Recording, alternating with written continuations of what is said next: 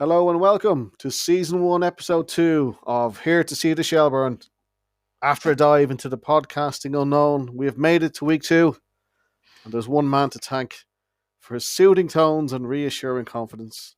Dunny, welcome back. How was your week?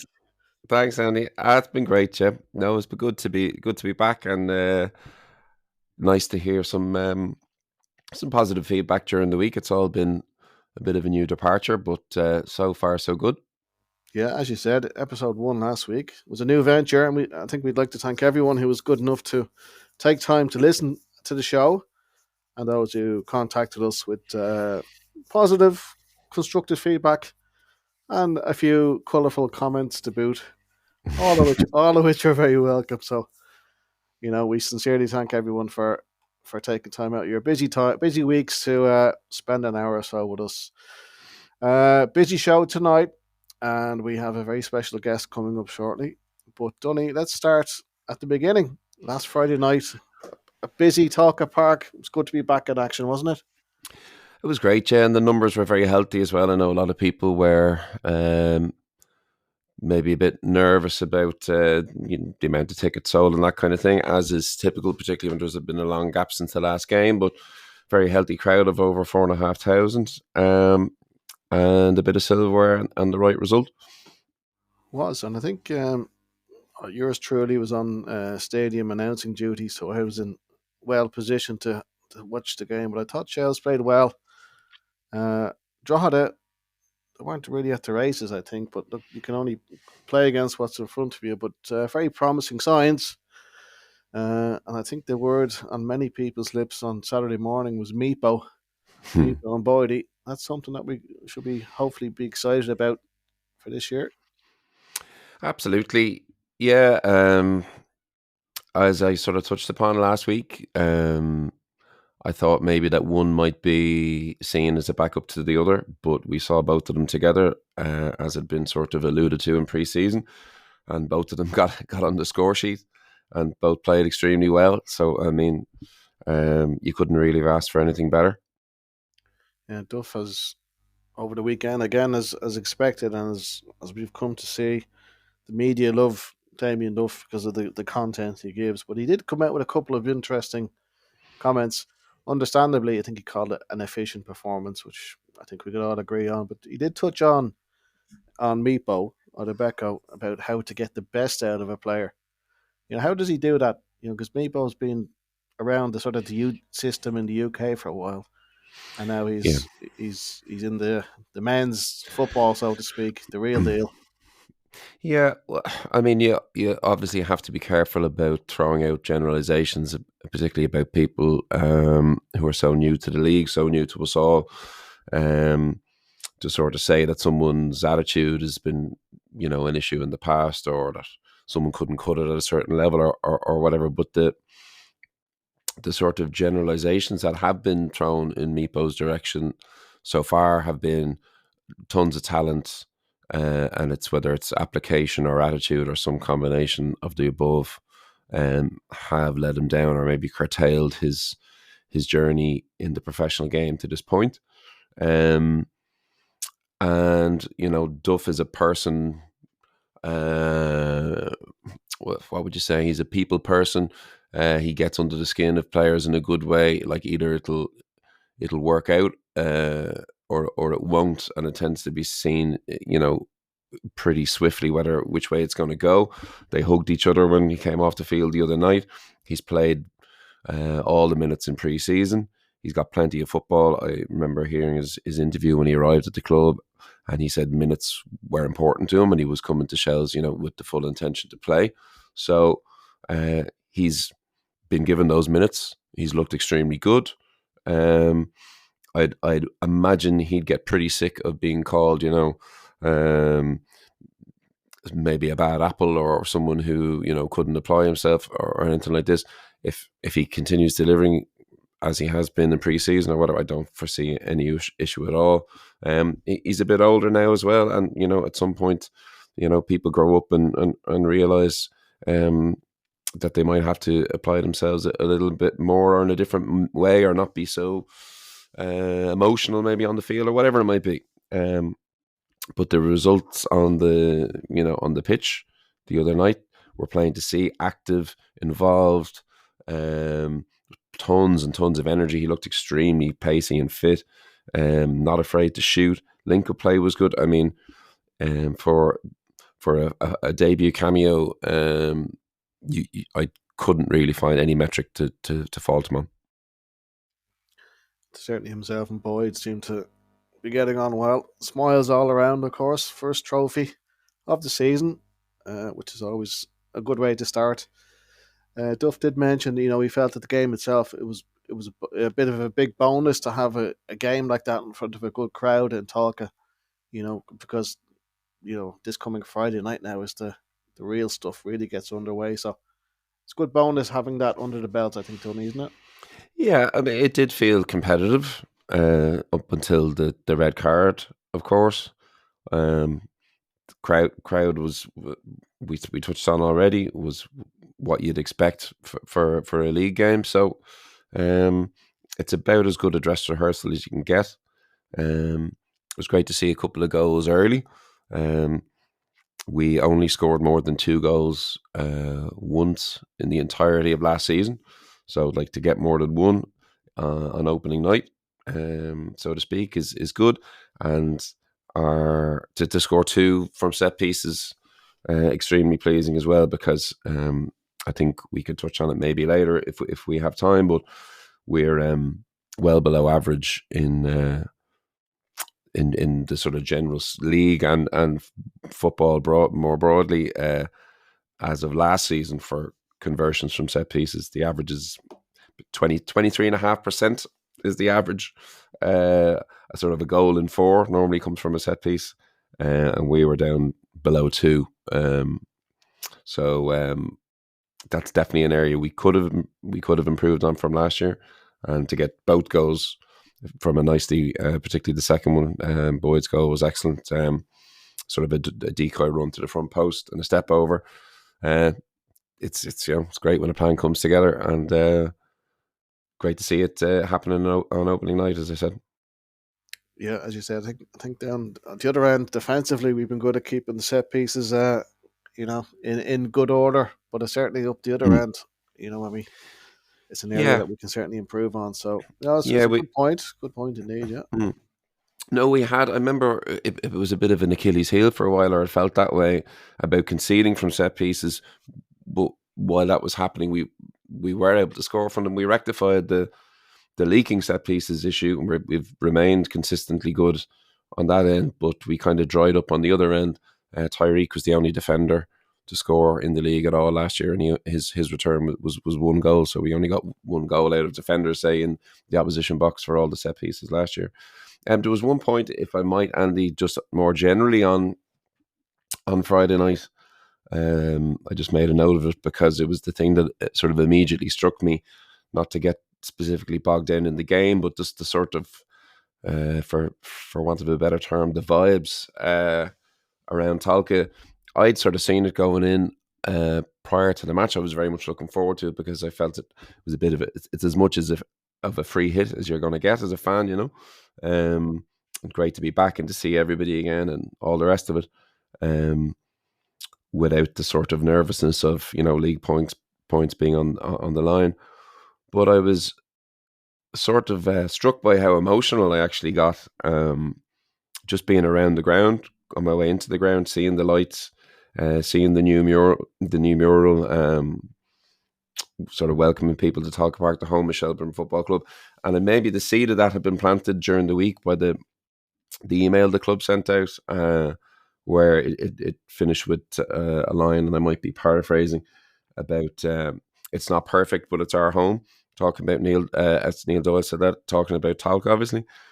This being the first season in the history of the club. The club's 130 years old this year, where we can say with some certainty we don't have to go anywhere ever again. This club now belongs at Talca Park. Its future is at Talca Park. The lease is 250 years. That's more than the combined age of the football club and Talca together. And that the sort of enormity of that struck me. that how for this is a a debut season, if you like, for not having to worry about that stuff anymore. That we can park that and move on, knowing with some comfort and some joy and some pride that we are a football club and this is our home and we don't have to worry about it anymore. And that was very poignant for me, and I'm sure for a lot of others. I spoke to some people during the match about it, and I think the phrase that I had in my head was like, it felt like the beginning of forever, was what I was saying, about us and Talca kind of united together going forward, and all of the messing from before we can put in the rear view and move on. Yeah, I couldn't have put it better myself, Dunny. I felt that sort of buzz around the place. It's like a huge monkey's been taken off people's backs now, and the club can finally get on with doing what, for many years a lot of us say, why don't you do this or do that? Well, there's always something in the background that says, well, it's technically not our, ground to start doing these things. So yeah, I thought the place looked great. Atmosphere, people just, I thought it was the perfect occasion. There wasn't, even though there's a trophy on the line, I felt there was sort of an element of calmness and, just, it's like when you go back to meet your friends like at Christmas time and you haven't seen them for a few months and everyone's getting together, and it was nice. It was nice to sort of probably what Dove said. It was nice to have that sort of little bonus game before we got down to the nitty gritty next Friday. I couldn't agree more with you. So that's it really. Shels trophy in the cabinet, trophy number 1, big trophy, begins this Friday. So don't worry, we'll be covering that in a few moments. But now I'm delighted to welcome a man who's no stranger to many of you. He's here to put manners on us, the voice of LOITV for yet another year, and probably one of the best Reds out there, Mr. Adam Leonard. Adam, thank you so much. It's great to have you with us. Andy, thanks a mil. I think that's probably the nicest thing that's been said about me in the past while, other than what my mother tells me on my birthday. So yeah, thanks for that. Yeah. How are you getting on? Thanks for having me. No, it's our pleasure. Dunny told me to be nice to you tonight, so that's exactly what we'll do. Well, you wouldn't have been nice otherwise. Is that what you're saying, Andy? Not at all. Not at all. Now, Adam, you've been is the word nominated or volunteered again for this year's LOITV commentary, yourself and the illustrious Declan Drake, who was on last Friday night.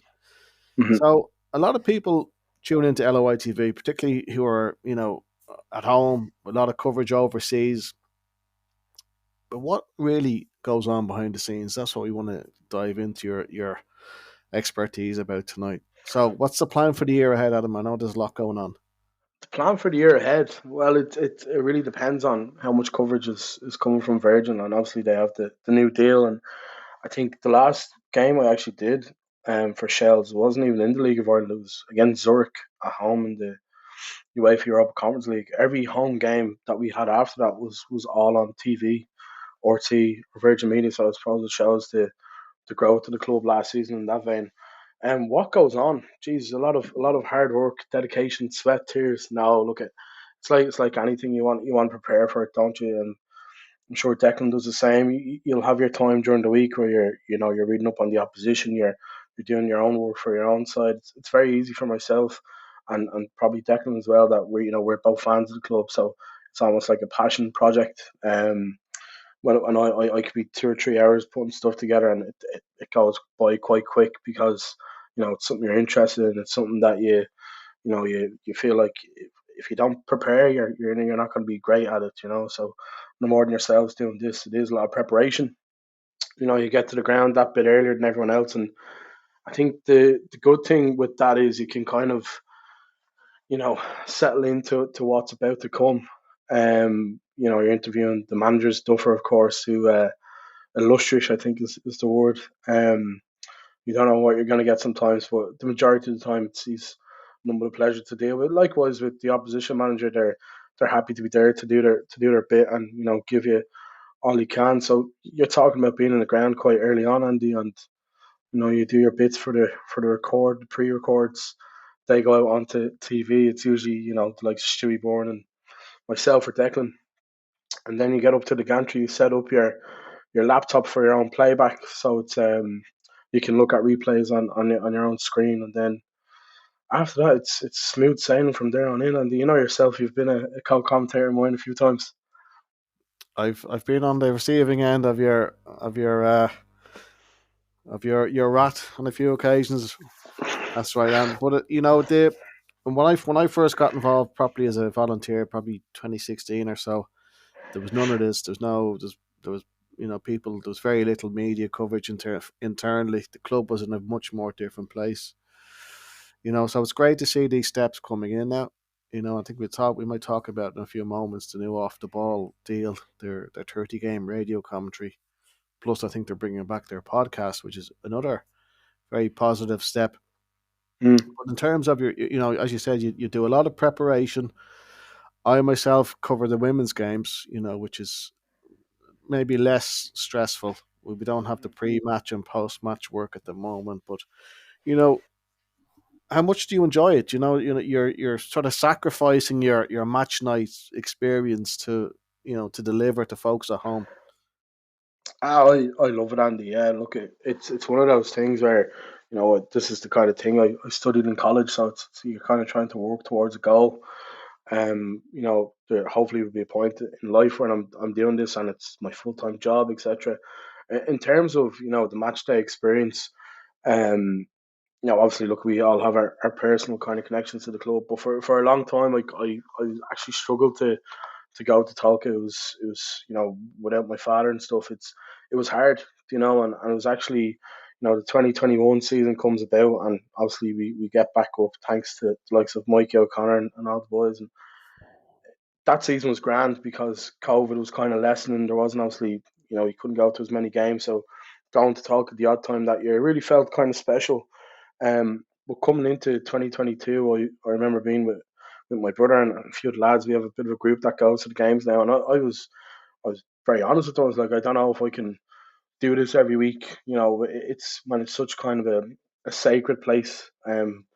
It's hard to go every week, and it was actually it was Gav White, I think, was the one who got the wheels in motion. Obviously, himself and Darren Cleary got me involved, but when they got me involved, it kind of took me out of that personal element of you're not there with a loved one, so you're kind of, it feels like you're almost working.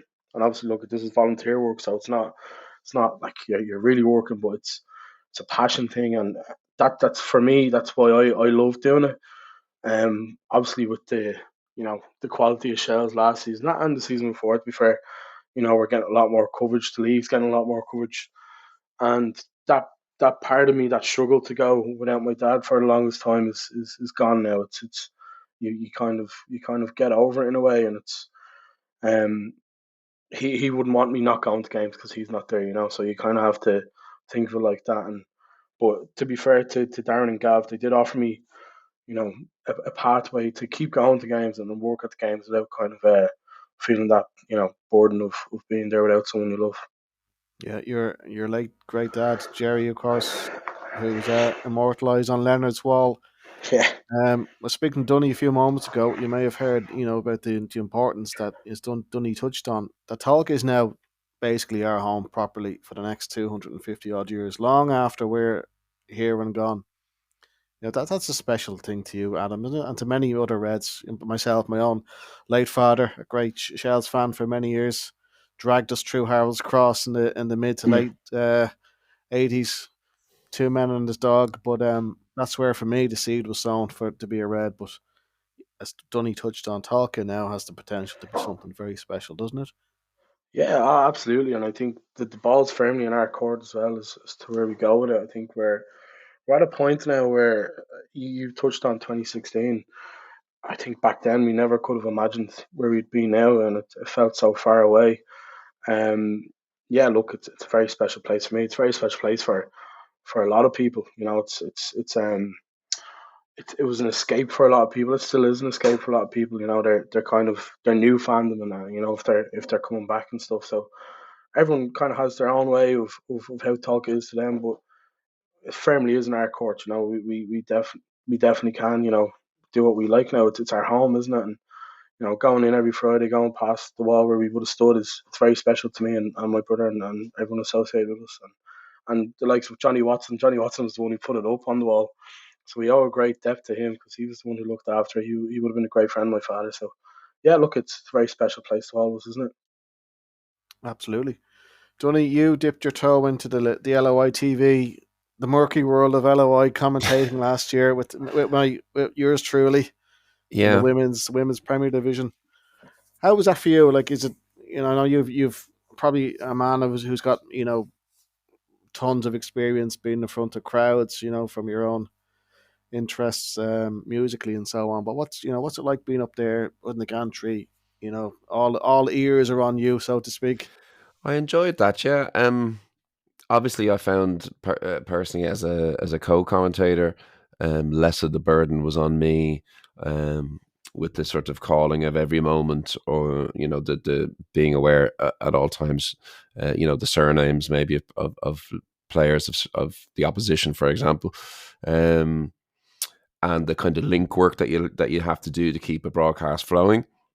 That's something that I admire when I see it done well in others, But being able to sort of chip in with my own 2 cents on the shape of the game, or how it's going, or the patterns of play, or this kind of thing, I'm more than happy to do. A big follower of the women's team as well, as you know. So these are matches that I would have been attending regardless.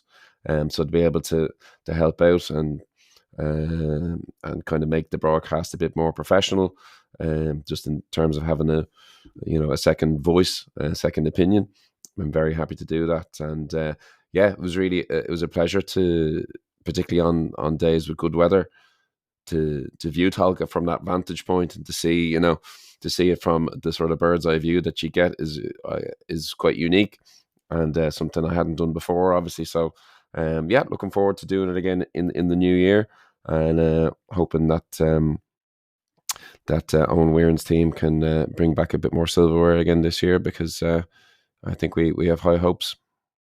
Yeah, touching on Owen there, we'll be covering the women's Premier Division team in the next couple of weeks. So hold on to your hats, sit tight. There's a lot to discuss then. So we'll be giving it the due attention it needs. And just going back to the game last Friday, the President's Cup game, Dunny and I touched on it a few moments ago about, it's good to get a game under the belt in a competitive instance, good crowd. What did you think of it yourself from what was on display in front of you? Yeah, I think it was what it was. It's one of them where it's like I was getting messages during the week. You're probably the same myself. Where if you win it, it's silverware. If you lose it, it's just a friendly. So it was kind of a catch-22, and I think we approached the game brilliantly. I think the attitude of the players was spot on.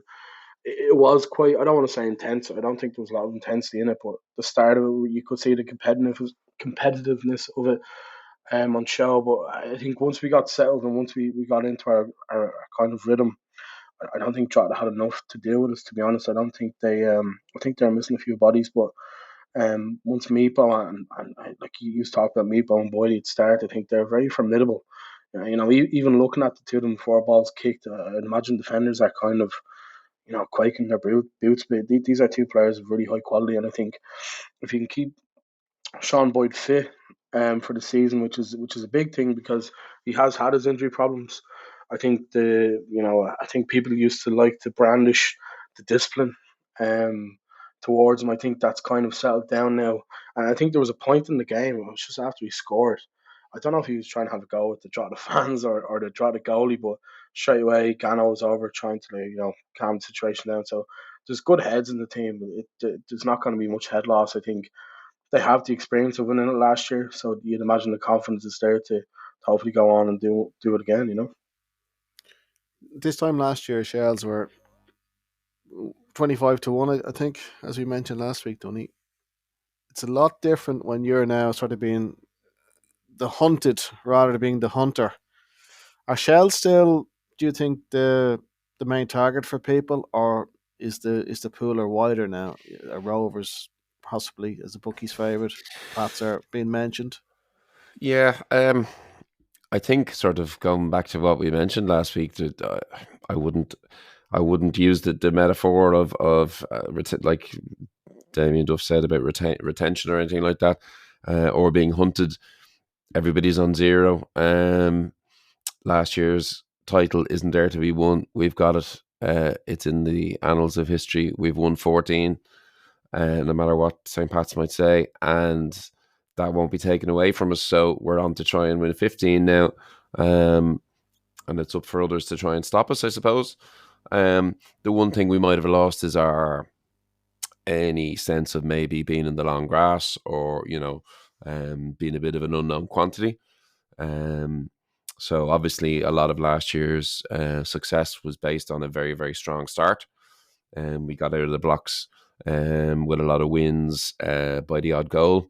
And that really was the sort of bedrock for the season. So maybe you could argue that jump that we could have potentially have had last year has been a little bit of a surprise package. Won't be the case this year. So we're going in eyes wide open. But we're going in eyes wide open, I think, with better quality, certainly in areas of attack. I think we mentioned it before as well, that speed was something that we looked to improve throughout the team. I think that's been addressed.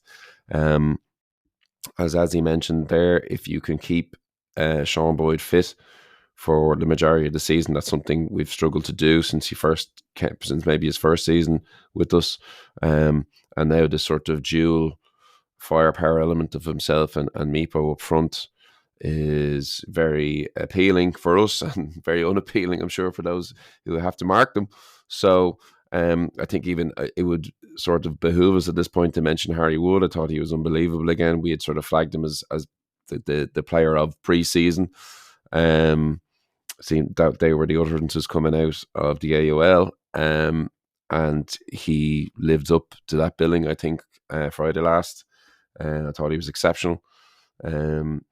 So even those three, the Wood of old, if you like, from his first stint with us, Meepo and Boyd, fit, firing, confident now with a goal each. Not to mention, the Chapmans and people who came on after the red card. There is a lot to be excited about there. So I'm hopeful that we won't score 3 goals or more only once in the entire season. It'd be great to do it in the opening night. But I think we're definitely probably in line for, I would say, a higher scoring season this year than last year. Well, I think as you mentioned there, if you look at the strength already, the strength coming off the bench, like Ellis Chapman, Ryan O'Kane, a few more bodies there. It's impressive. It's very impressive. Touch wood, Dunny will have a few more goals to celebrate this year. Ads, when you're a social media guru, you're out there, you're out in the firing line. Do you ever from your LOITV world, would you ever get much feedback, positive or negative, for any howlers you might have made, or any comments that the people up the road wouldn't agree with too much? I think one I had, it was when we'd beaten Bows in the cup. The men's side had beaten Bows in the cup 3-0 on the Sunday, and I think we played the ladies' side or the women's side on the Wednesday in the cup. I could be wrong. Wednesday evening, the same week, we played the two Bows sides, and we knocked them out at the cup twice. And what did I said a line? I said Bohemians are 100% fan owned, but this week they're 100% Shels owned. And I think Ado Geraghty was on doing your job at that point that you're doing now for the men's side. He was on the PA, and I think he played Bob Marley. I don't know why he played Bob Marley now, but he played Don't Worry or whatever. And I remember Lambert tweeted calling us unprofessional and all this jazz, and that's the only time really. Myself and Shauna Cook, I used to love. I don't know if Shauna's been involved with the women's game and on the media side of things, but she used to be great at winding people up, and not even meaning to. It's just Shauna's nature. She doesn't wind up. She won't mind me saying that, but we often got there was a guy in Galway, a Galway fan. All these comments are negative, Andy, obviously, but he was having a go with the two. I think he called us two howies or something along those lines. I was like, geez, you could have called me much worse. It's a good thing you didn't see me. But yeah, no. Generally speaking, that's about it. I did a game last year. I think Declan Drake couldn't make it to the game, and I was drafted in last minute from Darren, and I had no notes. I ended up coming straight from work, and I got in. It was against Waterford at home, and when I say about the preparation, and you'll know this from doing this yourself, you almost need preparation just to fill gaps. Like if a game's kind of hitting a lull, you need to be able to throw something out just to kind of garner conversation. And I was with Ian Morris on commentary, and obviously he's managed Waterford, so he was able to chime in about Waterford quite a bit. And I remember, I think it was the first game I'd done in a few weeks, and like that again, the usual heads like Gav White got in contact with me. Gav was very kind of you know positive about with feedback and stuff, and yeah, the funny thing about it is it is tougher. Like the two of you have done it, and it can be tough being impartial, especially for us who've been involved for as long as we have. Without being volunteers, it is when you're seeing your team kind of rise up and do well. It can be tough, but largely positive, Andy. But I do thrive on the negative as well. I think it makes you better as a person, doesn't it? You kind of realize what's really worthwhile in life. People listening to me on commentary and they're annoyed. I must be doing something right. Yep. Well, they're happy to pay their €7 or €5 to listen to you, Adam. So Yeah. I had my own boo boo last year for the massive game for in the women's game in Talca against Athlone. I think if you recall, Athlone got a penalty very close to the end, slightly dubious, but the Athlone captain took the ball to hand. And then in the background, near the sideline, Amanda McQuillan was having a bit of a barney with the referee. So my eyesight was focused on that. But what I didn't see was the ball being switched between the two Athlone players. So I said, "Here's number 10," and I apologise, I don't have her name to in front of me. But within about 20 seconds, I was being slated on the media pages across Ireland for saying the wrong person had scored. But mea culpa. You get these things wrong sometimes, but you live and you learn. So yeah, so like in terms of, we'll just touch again on this off the ball deal, Adam, which was announced today. Off the ball, from News Talk, they did have a sort of an official / unofficial on partnership with Shels maybe 2 or 3 years ago. I'm not sure what happened to that, but they came out all guns blazing this morning. They're going to cover 30 games on the radio, 30 live games commentary plus their podcasts. Yeah, that's very positive, isn't it? And more importantly, these guys aren't fools. They know that there's a market out there for this. I think it's necessary for where the league's going. I think unfortunately the problem we're having within the league is we can't actually fit enough people in the grounds. Like there's people being, I'm not saying turned away willingly, but there's people not being able to go to certain games because the infrastructure isn't, it can't, contain enough people. So the fact that off the ball have kind of put pen to paper on this is really important. I think it's really positive in terms of if you can't get to a game, it's very accessible. Not that Virgin Media isn't or LOITV isn't, but I think in terms of the audio listener, I've a neighbour around the corner. He doesn't watch TV. He just listens to radio. So he doesn't. I don't know how he gets by day to day, to be honest. But he he will listen to the radio. That would be something he'll listen to. So there's people out there who will definitely use it, and I think it's very positive in terms of the league growing, and necessary. I think is the word as well. I would use. You're So on mute super. there, Andy. Yeah, sorry guys. Let's see how that pans out. Their first game, of course. Why wouldn't it be? Here to see the Shelbourne on Friday night. We shall speak about that game in just a moment. So for the moment, couple of announcements. As we said earlier on, thanks to everyone for listening in last week's pod. Got great numbers, great feedback. Now, if you're going to the Waterford game away on Feb 21, which is not too far away, Good Red, John Brennan, the club supporters liaison officer, is running the official supporters bus to Waterford. If you'd like to go, it leaves Talca Park on the Friday at 3:30 p.m. sharp. €30 return. And if you want to get a seat in that bus, contact John at 087 661 0927. There will be high demand, so make sure you make that call today. See you in Waterford. You may have noticed that the women's senior team back in action in pre-season. They had a 3-2 victory over DLR Waves on Saturday. No surprise. Similar familiar scorers: Alex Kavanagh, Rebecca Devereaux, Gemma Quinn. It's good to see them back in action. And they kick off their season, of course, with the President's Cup on March 1st. And then for ourselves here, why not get in touch? We have, if you have any comments or questions, remember, this is a show for the fans, by the fans. So if you want to send a text message or a voice to WhatsApp, voice message, it's 086 822 1716. Or we have our own Instagram page, Here to See the Shelburne. Dunny is running all those things in the background. He's our tech expert. Absolutely not. Indeed. And then also, and did you ever say to yourself, I'd love to give that podcast thingy a go?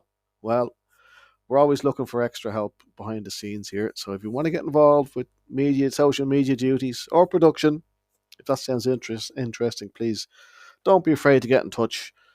We hope to see the show grow week on week. So Adam, Dunny, let's get down to the real stuff now. This Friday night, the action gets underway. Our last game last November, Derry, we forget it, of course, it was that dramatic night in Derry. Derry that night to me seemed like they had possibly down tools. It wasn't like the Derry of old, and that was confirmed to me the following week in the cup final when Drogheda deservedly swept them aside. Adam, Rory Higgins is gone. Tiernan Lynch is the new manager. He left Larne mid-season in a European competition to join Derry. He's a new man to the League of Ireland. Does he have a point to prove? Oh, big time. And I don't think he's the only one with a point to prove. I think a lot of these Derry City players are going to be, up to... I'd imagine they're going to be very motivated coming to this season. And I've seen people brand them as kind of like an old age pensioners club at the minute. They're getting a lot of older players, but I wouldn't rule them out just too soon. I think they'll be quite good this year, actually, to be honest. And I think Friday is going to be a good barometer of how kind of good Shels will be, because I think it's going to be a very competitive game, and I don't think Duffer's going to be taking it lightly in any way, shape, or form. And same with Tiernan Lynch. I think everyone involved in that club has a lot to prove. They had everything they could have wanted last season in terms of, they weren't up against Shamrock Rovers in the title races, ourselves. There was a lot of pressure on them as a result of that. But even the cup final, you set down in Tills, it looked like a bunch of players who just weren't up to it, and a lot of them have gone, and they've brought in a lot of experienced heads. And Friday's going to be very interesting to see where the two clubs are, and I think it will be a good barometer of where the two clubs will be coming the end of season 2. Dunny, as Adam said there, a lot of players have left, and I think we've all heard the comments, people calling them Dad's Army and all these ridiculous names. But Tiernan Lynch, by the looks of it, says, I'm not going to worry about building, a squad for the future here. I'm building a team for now. And he's gone out and he's got the likes of Gavin White, Robbie Benson, Liam Boyce, a very experienced striker. These guys mean business from the start, surely, this year. Yeah, I think there's a couple of ways you could look at it, but obviously I think Tiernan Lynch has decided that the Derry City fans have waited long enough for projects to come to fruition that ultimately didn't work and fizzled out. So he's coming in hot to try and win them something immediately. You've got players, like you said, like Boyce, Benson, Winchester, all proven at other clubs to various degrees. Shane Ferguson as well, who are at the wrong side of 30. But they have quality. Gavin White is on the bubble there at 29 as well. But these are players for now. And like, if you win a league title, and then they only have one more season at the club, or they immediately leave, who cares? If it works, it works. So he's coming in, trying to make an immediate impact for his own future, for his own managerial career. And these guys are obviously being brought in like a bit of an A-team unit to try and to do one thing, and that's win the league. Off the pitch, they've upgraded things. They've moved to the centre of excellence that Derry GAA have. I mean, I couldn't really believe the stories that came out once the season finished about how sort of ramshackle the situation was behind the scenes in Derry City when it came to their training facilities and so on. I mean, we all know about the pitch itself and the Brandywell. I mean, and the problems that poses. But considering that they're owned by a billionaire, that the ground has been getting some upgrades and whatnot. Just to hear kind of how there really wasn't anything below the surface of the squad regarding infrastructure and so on was a bit sobering. So he's coming in to make an immediate impact. Obviously, I don't think every signing is going to work out. Some might indeed prove to be a little over the hill, but there's so many of them with quality. I'd be shocked if you don't have at least 2 or 3 players of real quality there that actually show themselves to be, who might end up in the team of the season come the end of the year. Adam, they still have the likes of Brian Maher, Mark Connolly, Hoban up front, for example. So they still have a fairly decent spine to the team. But these new guys coming in, there's going to be serious pressure because Derry, those of us who ever popped up to Derry to watch games, it's a real, goldfish bowl up there. Everyone is looking at what's going on. There's serious pressure on these fellas. I'm not saying they have to win every game, but I think we might see a new Derry this year. What do you think yourself? Yeah, I think they're gonna. I think they have a fire lit beneath them. I think Lynch coming in mid-season as well. The Larn are still playing, aren't they? I think that he's kind of sacked them off halfway through. I think that shows the intent from him and the club. They've obviously offered him a good contract to leave Larn, who are playing in Europe as well, which I think is very bizarre for him to leave. Um, the likes of Connolly, who was really good last season, and Maher, I think he has his moments. And Pat Hoban again, another player. If he can keep fit, I know he's a bit older. He'll bang goals in, no issue. I think Boyce is going to be really, really threatening throughout the season. I think he could be the sign of the season come the end of the season. And like you're looking at a Shamrock Rovers side who have lost a lot of players. Obviously, they still have that quality. I think Pats are going to be heavily favoured this season. Ourselves, I think we've looked strong. Our squad looks as strong now as I remember. I'm a 26-year-old man. Well, man's a strong word. I'm a 26-year-old man child who's seen terrible Shels teams, but we're looking really good. I think Bows are maybe building a nice little 11 together, but this Derry side, I think they're going to be. I think they're going to be a threat. I really do, and I think it's a good opportunity for them as well. With Rovers not being at that level, ourselves and Pats and themselves, I think could be the ones come the end of the season that will be really, up to the top of the table. It's wide open, I think, and a ball hasn't even been kicked. Dunny, from the Shels' point of view, is it more of the same that we saw last Friday, or will they have to sort of have a separate plan in place for what's going to come this Friday evening? Well, I'm sure, as always, we'll have done our due diligence insofar as you can when there hasn't been a competitive game. I know there's been friendlies that have been spied upon and whatnot, all within the realms of legality, of course. What we hoped for last week when we previewed the President's Cup final was no injuries. Thankfully, we seem to have gotten that, as in no injuries from the match itself and anyone who took part. So hopefully they come through a good week's training with no extra issues there. So confidence will be high. Boyd and Meepo already striking up a great relationship. Wood playing the football that we know he can. I think unless some sort of niggle dictates otherwise, we've probably got to go with the same 11 and try and bring the same intensity that we opened the game with on Friday last to this Friday coming. And like I have a sort of a paraphrasing of a quote here from not someone who I'm particularly fond of, but Donald Rumsfeld once spoke about known knowns and known unknowns and all of that stuff. So there are a lot of known unknowns, I think, when we're talking about Tiernan Lynch and this team. So like we know that we don't know a lot about them. And I think half their team could be known unknowns come Friday, and it's a case of trying to get on top of the most amount of them that we can. I think Boyce looks like an absolute handful. He scored nearly a goal every 3 games for Hearts in the SPL, so like that's no joke. And frankly, what I'm hoping is a bit like the game we've just seen. You might just have us with possession more than them. I'd really like to see us pin them back in, use the players that we've been speaking about, to try and hold on to the ball. We held on to the ball very well. I thought at times, after maybe a jittery start the other day, and just the technicians, like Meepo was a great technician on the ball. Wood, back to his best, looked great. Chapman, when he came on, beautiful touches. We have plenty of guys who know how to look after the football, and to try and keep the ball away from Boyce, I think would be a good start.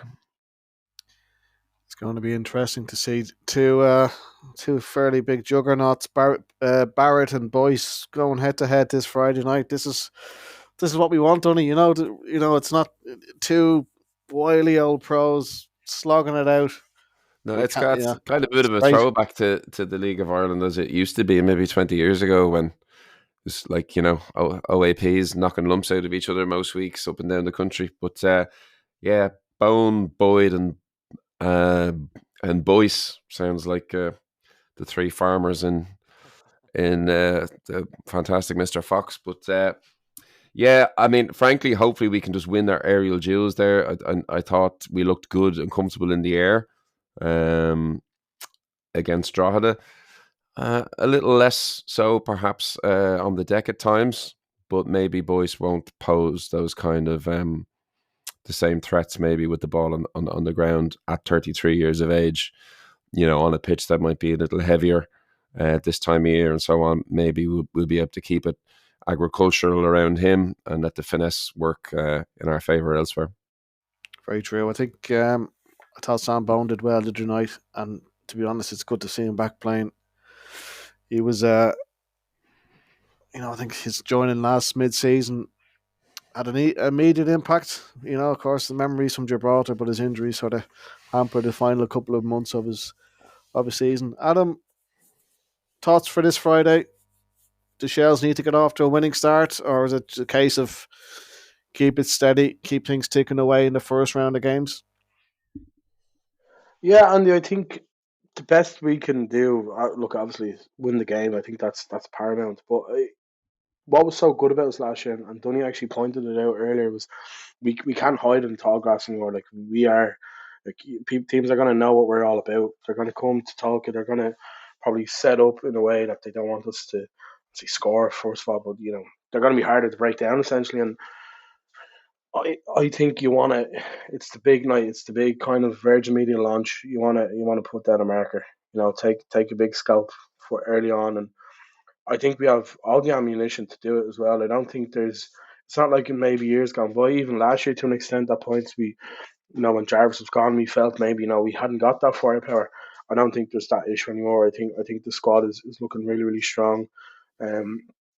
Ellis Chapman coming back off injury, he didn't really see a lot of the game on Friday. I know he came on. Meepo got off to the goal scoring start. Boydie as well. Like, we're in a really strong position here, and I think we're in as good a position to get off to a flying start. If not better than last season. The only difference is that teams aren't going to take us as lightly as what they did, maybe. But yeah, I think a win is paramount. I think if we win on Friday, you'd be feeling very hopeful for the next games following that. Yeah, we've got Derry, Waterford, and Shamrock Rovers first 3 up, so won't be easy, but that's what we want. So, any other thoughts on that, Dunny, before we move on? Yeah, I mean, I often have the mind of a catastrophist, wondering, he just read out 3 games there. Like, geez, we might get, there could be single digits there. Well, it will be single digits. Apologies, but like, I'm talking like 0s and 1s. If things don't go well, I expect Waterford to have a decent team. Then you've got Rovers at home. You certainly don't want to be rolling into to the game against Rovers having not picked up a point or 2. But But I agree 100% with Adzi that this is like, the cameras are on. We're rolling on the first night. It's a kind of a rematch. I think we're likely, and I hope it comes across this way, to be a lot more of a cohesive unit than Derry will be at this stage. Derry looked to me with the amount of signings and whatnot, that this could be a team that might need 3 or 4 or 5 games to really hit their straps, whereas we have just sort of sprinkled in little additions here and there, but the spine ultimately, and the identity, more importantly maybe, of this football team is understood by everybody who puts the shirt on and who's going to be on that pitch on Friday. So I'm hoping that those little intangibles, the sort of unity of purpose that we have as a football club now under Damien Duff, might be enough to squeak us a 2-1 or 1-0. I'll take any manner of win, obviously, and then you can rock into Waterford, as Adzi said, full of confidence. Like it really is something that you could use as a springboard. A draw isn't a terrible result, obviously, and it's like one of 36 games, so I won't be getting carried away. But you could really set down a marker and be like, okay, Derry again beaten by Shels. Maybe we're not in a flash in the pan after all. Well, not long to go now. Friday night, hope to see a full house. I think the capacity has been extended to just over 5,000 this year. Adam, I think we've seen the unofficial season tickets are around 2,500. That in itself is year-on-year progress, and it's some jump even from last year, where there was probably maybe 1,000 less than that. Yeah, it's incredible, isn't it? I think I keep touching back on 2016 because you said it earlier, but to just see the rise from then and even from 2022. Like, I remember when we came back up, and don't forget to announce, I think November 1st, 2021, and straight away it's all shouts of he'd be gone by March and all this jargon, and to kind of prove a lot of these people wrong is special in and of itself. And the way the trajectory of the club is just constantly going up, and it's good. It's very positive, and long may it last. And I think I don't want to come across as too confident or even bordering arrogance, but I do think we're in for another good year. Whether that's in terms of silverware or if we get a few European holidays, whatever it may be, I do think we're in for another positive year of Shelbourne Football Club, and that's something that I say very lightly, because there was a long time when we wouldn't have had these days. There was long times when we were looking at, I remember, what year was it we lost the drought in the playoffs? Was it 2018? We were looking that whole year going, the likes of Adam Evans, and great servant to the club. I know Adam quite well, but you were going, geez, what will this year be? And we're looking at real pros now. We're looking at real squad, the manager, everything. It's so positive on it. It's let's just enjoy it, lads. Sean, let's enjoy it for what it is. Enjoy it. Absolutely. We've served our time in the doldrums, so let's enjoy the year ahead. Dunny, before we finish up, any final thoughts about what awaits us Friday night? I suppose maybe to try and put a pin on the whole the sort of feelings that I've had since being back at Talca and thinking about going again, is that to sort of echo where we started the pod on, to have everybody who comes out on Friday to enjoy Talca, to treat Talca with the respect that it deserves. It is our home now, and as far as I'm concerned, 250 years it is forever. There's no reason that wouldn't be extended into the future. So we should treat it as such. Show it respect, show it love. Pick up after yourself. That kind of thing, you know what I mean? And like when the fact, and show some patience as well. Like we talked about this last week, the works have begun on improving, safety elements, capacity elements, fan experience elements. It was great to see the shop was looking unbelievable the other night, the club shop.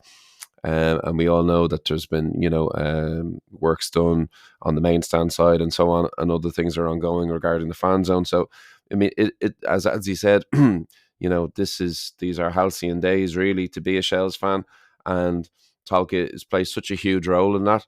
and now, like, for the first time, I feel kind of reborn, being able to go back and being and knowing in my heart, like, that this place is ours and no one can take it away from us. And they tried, and they tried, um, and to be able to feel secure about that now is fantastic. And I'm really looking forward to the season, I have to say. I mean, everything is kind of cresting in a positive way. So regardless whether it's performances, results, infrastructure, it's all going in a good direction. But I'd urge a bit of patience as well. We're not going to be, let's not be knee jerky on if something isn't done quick enough.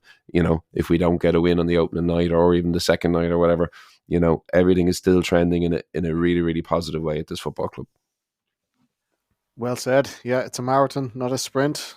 Adam, before we finish up, any final thoughts? Just to echo what Dunny said, yeah, I don't think I've looked as forward to a season as I have in a long time. These are unprecedented times, and they're there to be enjoyed. We've had enough shy. I can course in the Sandy Cannon. We've had enough.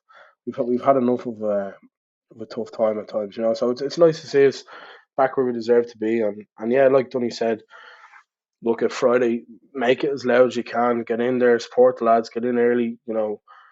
Everything, scarves, flags, flares. But no, I probably can't say that. Can I? Make some noise is what I'm saying, Andy. Get behind the team, and yeah, look, let's hope for another successful season.